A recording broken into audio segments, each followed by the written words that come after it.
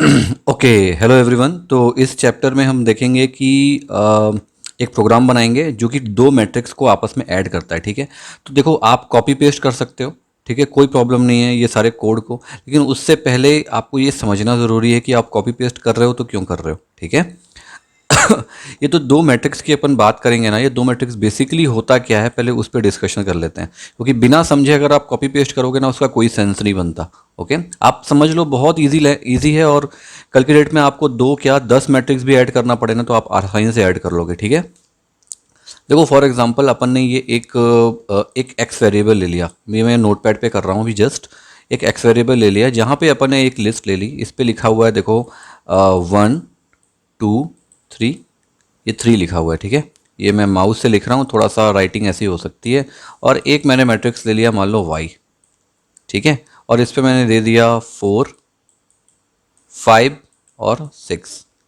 ठीक है, तो देखो एक सिंपल तरीका अगर आप देखोगे ये दोनों मैट्रिक्स को अगर आपस में ऐड करना है तो देखो, जैसे कि आप मान लो अगर सिंपल तरीका आप लेते हो तो आप क्या कर सकते हो, इंडेक्सिंग के हिसाब से ये वाला 0 होता है, फिर ये 1, फिर ये 2, है ना, इंडेक्सिंग के हिसाब से। ठीक है, तो या तो हम x का 0 ले लें, मतलब x का अपन ले लें 0, और उसको ऐड कर दें किससे, y के 0 से, है ना। ये दोनों आपस में ऐड हो सकते हैं, मतलब x0 y0, जो आंसर आ गया वो आपका आउटपुट आ गया। उसके बाद x1 y1 ये ले सकते हो आप, है ना, फिर x2 y2। लेकिन ऐसे अगर आपके पास 100 होंगे तो आप अलग अलग अलग अलग करते करते थक जाओगे।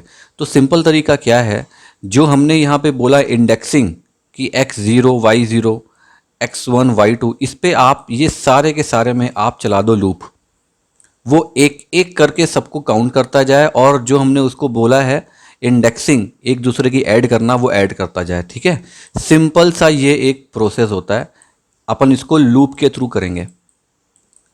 ठीक है, ताकि कितने भी नंबर हों आपके पास यहाँ इस मैट्रिक्स में आप आसानी से कैलकुलेट कर लो। ठीक है, तो मैं अब इसके कोड पे ध्यान देता हूँ कि इसके कोड को अपन को लिखना कैसे। तो इसको कोड को लिखने के लिए मतलब लूपिंग के भी मान लो दो तरीके हैं। ठीक है, तो सबसे पहले अपन नेस्टेड लूप के थ्रू करते हैं। मैं यहाँ पे एक कमेंट लिखता हूँ, यहाँ लिखता हूँ कि matrix addition through nested loop. ठीक है, ये कैसे करोगे, नेस्टेड लूप तो इजी है, आपने देखा हुआ है, पाइथन के पूरे ट्यूटोरियल मैंने डाला हुआ है ना। तो अपन इस पे करते हैं, मान लो मैं एक वेरिएबल ले लेता हूँ x। ठीक है, और x पे मैं यहाँ पे दे देता हूँ इसको एक तरह से 2D या 3D बना लेते हैं अपन। ठीक है, जो भी मैट्रिक्स देंगे उसको 2D या 3D बनाते हैं, मतलब 2 डायमेंशनल या 3 डायमेंशनल। तो मैं यहाँ बना देता हूँ मान लो 2। तो मैं 2 डायमेंशनल के लिए यहाँ पे 2 ले लिया। ठीक, अब यहाँ पे ले लेता हूँ 12 7 3। ठीक है, अब एक और ले लेता हूँ मैं यहाँ पे एक और मैट्रिक्स ले लेता हूँ, यहाँ पे ले लेता हूँ 4 5 6। ठीक है, और फिर मैं ले लेता हूँ 7 8 9। ये 3 मैंने ले लिए। ओके, इसको ओके,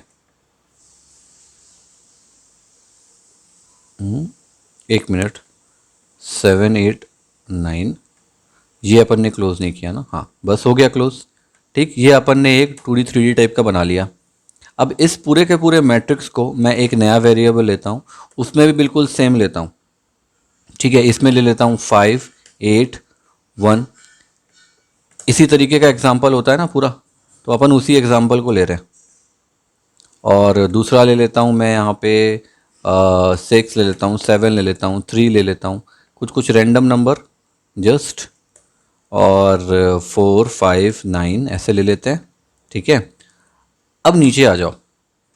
ठीक, और अब इस चीज़ को आपको समझना ज़रूरी है कि हम करने क्या वाले हैं। तो देखो ये सब के सब को आप अगर ऐड करोगे तो हमको आउटपुट भी कुछ इसी तरीके का चाहिए। हमको इसके बाहर का आउटपुट नहीं चाहिए, मतलब हमको एक तरह से सेट के रूप में ही चाहिए। ठीक है, मैट्रिक्स के रूप में ही चाहिए। तो हमको पहले मैट्रिक्स का फॉर्मेट देना पड़ेगा। मैंने पाइथन ट्यूटोरियल पे जो बनाया है सीरीज, उस पर मैंने मैट्रिक्स के फॉर्मेट के बारे में आपको नहीं बताया। ठीक है, तो मैट्रिक्स का अगर आपको प्रॉपर फॉर्मेट देना है और वहाँ पे इसको सेट करना है ना, तो आपको यहाँ पे एक आउटपुट देना पड़ेगा उसको फॉर्मेट का। तो जैसे मैं अपन एक वेरिएबल ले लेते हैं, एक रिजल्ट नाम का वेरिएबल ले लेते हैं और इस पे मैं आउटपुट दे देता हूँ। इस पे मैं एक बनाता हूँ 2D 3D और इस पे दे देता हूँ, देखो सेम 0 0 0। ठीक है, अभी इसकी वैल्यू बिल्कुल 0 है। ओके, अब उसके बाद फिर मैं एक ले लेता हूँ, फिर से 0 0 0 ले लेता हूँ। इसी पे वो आके पूरा का पूरा फिट हो जाएगा। ठीक है, ये 3 हमने ले लिया।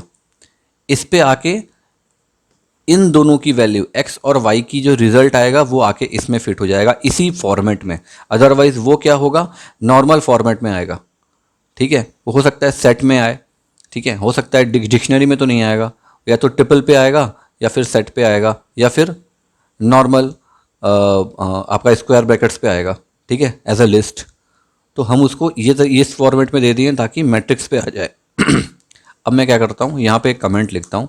हमको क्या करना है, इसको लूप चलाना है। लूपिंग को क्या बोलते हैं पाइथन लैंग्वेज में, इटरेट करना। ठीक है, ITERATE, इटरेट थ्रू रोज। ये रोज कॉलम के बारे में मैंने पूरा बताया हुआ है उस सीरीज पे, आप वहाँ से रिफर कर सकते हो। अब मैं यहाँ पे लेता हूँ कि फॉर आई, ठीक है, मैं एक वेरिएबल लिया आई जो कि लूपिंग में बहुत कॉमन होता है। मैं बोल रहा हूँ अब इसको चेक करवाओ। कैसे चेक कराओ, इन रेंज। रेंज मैंने क्यों लिया, क्योंकि मैं एक एक को लेने वाला हूँ और मेरे पास बहुत सारी सीरीज़ है और मैं आखिरी तक जाऊँगा। क्योंकि रेंज का फॉर्मेट क्या होता है, इंडेक्स नहीं होता है, इसका क्या होता है, लेंथ होता है। तो मैंने यहाँ पे ले लिया एल लेन और यहाँ पे ले लिया एक्स। अब ये रेंज जो है ये एक्स की लेंथ पे, मतलब अब ये वाले वेरिएबल की पूरी लेंथ पे चेक करता जाएगा। ठीक है, अब यहाँ पे क्या चेक करेगा उसको अपन कंडीशन दे देते हैं। अपन इसको ये बोलते हैं कि भाई आप यहाँ पे चेक करो। क्या चेक करो, एक मैं यहाँ कमेंट लिखता हूँ ताकि आपको समझ में आ जाए कि इटरेट थ्रू कॉलम्स। ठीक है, ये आप ये चेक करो यहाँ पे कि पर्टिकुलरली हर एक इंडेक्स पे 12 है, 5 है, 7 है, 8 है ना। तो अपन x ले रहे हैं अभी, तो पर्टिकुलरली एक एक इंडेक्स पे क्या क्या वैल्यू है और उसके रिजल्ट को आप y से ऐड करते जाओ।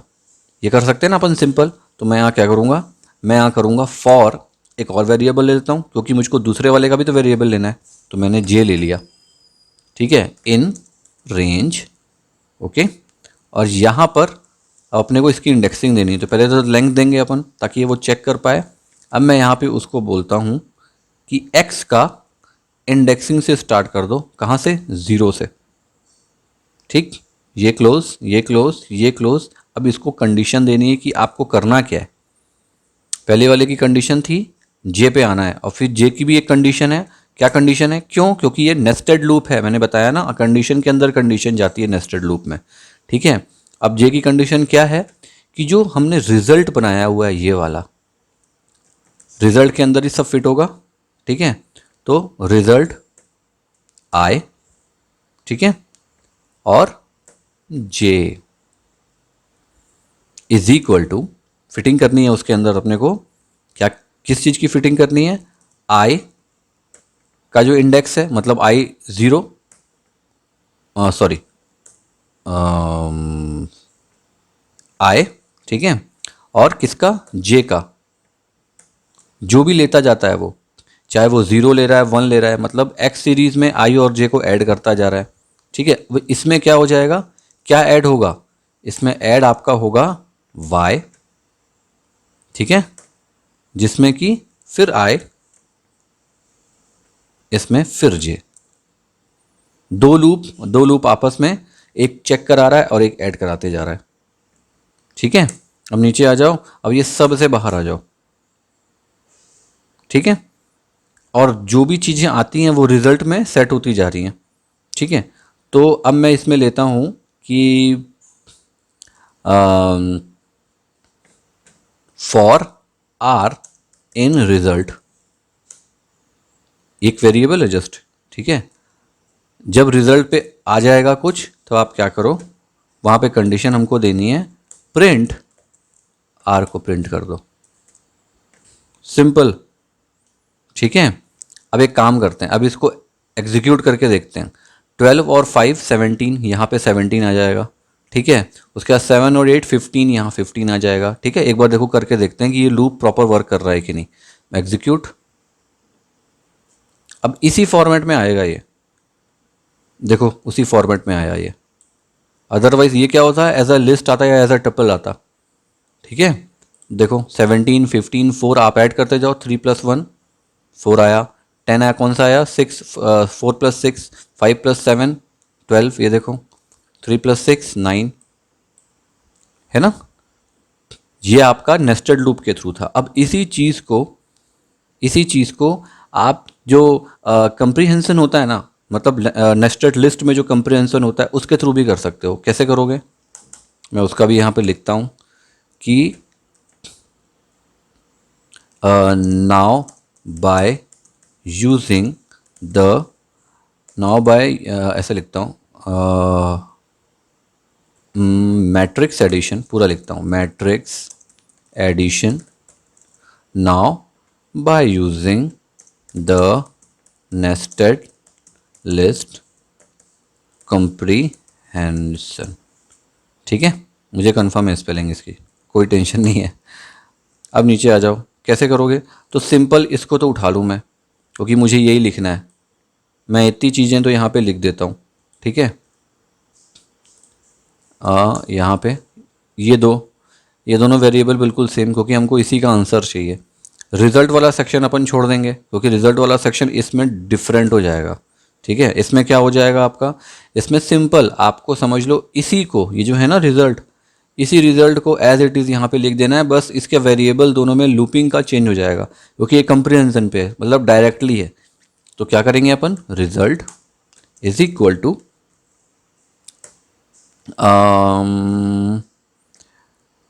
इसको तो अपने को डबल लेना पड़ेगा, एक्स। ठीक है, फिर इसके अंदर आप ले लो आई, उसके बाद जे, सेम। अब बस इसको ऐड कराना है हमको। ठीक है, एक मिनट, यहाँ सही है ना, हाँ ठीक है। उसके बाद हमको इसको सेम करवाना है, तो मैं क्या करता हूँ, एक मिनट में इसको हटा देता हूँ, क्योंकि अगर वहाँ पे एरर आया तो फिर पूरा चेंज हो जाएगी वैल्यू। तो मैं डायरेक्टली लेके देखता हूँ पहले आई, ठीक है, और जे।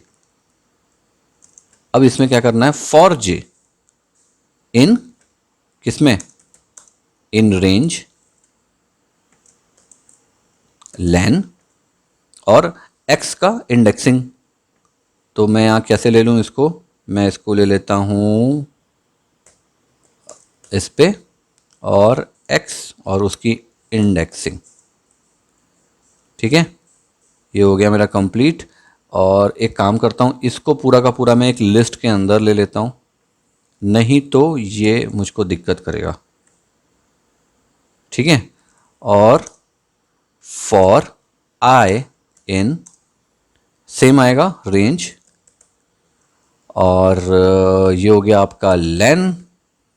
फिर उसके अंदर हमको लेना है एक्स, और बाकी सब चीज़ें सेम रहेंगी। बस मुझे मैं इसको भी लिस्ट में ले लूँ, क्योंकि मुझको लिस्ट में तो लेना ही पड़ेगा इसको, बट अगर लिस्ट में नहीं लूँगा तो मुझे यहाँ पे डबल देना पड़ेगा। ठीक है, तो मैं यहाँ पे डबल दे देता हूँ, कोई दिक्कत नहीं है। मैं एक्चुअल में लिस्ट में लेना चाह रहा हूँ पूरा, ताकि जो मेरे पास जो आंसर आए ना, वो प्रॉपर आंसर आए, वो इस तरीके का मुझको आंसर चाहिए, मुझको टपल पे आंसर नहीं चाहिए। ठीक है, तो सिंटेक्स का बस आप ध्यान देना, एरर नहीं आना चाहिए। ओके, अब सिंपल है, कुछ नहीं है, फॉर आर, अपन ने रिजल्ट लिया है ना वेरिएबल, तो फॉर आर इन रिजल्ट, आप वहाँ कुछ भी ले सकते हो, एक्स वाई जेड, कोई प्रॉब्लम नहीं है। प्रिंट आर, आपके पास देखो जो आंसर आएगा ना बिल्कुल सेम आएगा। ठीक है, एग्जीक्यूट करते हैं उसको, देखो। ठीक है, तो आपके पास ये तरीका भी है। ये तरीका क्या होता है, मैं इस तरीके को ज़्यादा यूज़ नहीं करता, रिकमेंड नहीं करता, क्योंकि इस तरीके को समझने में बहुत दिक्कत होती है।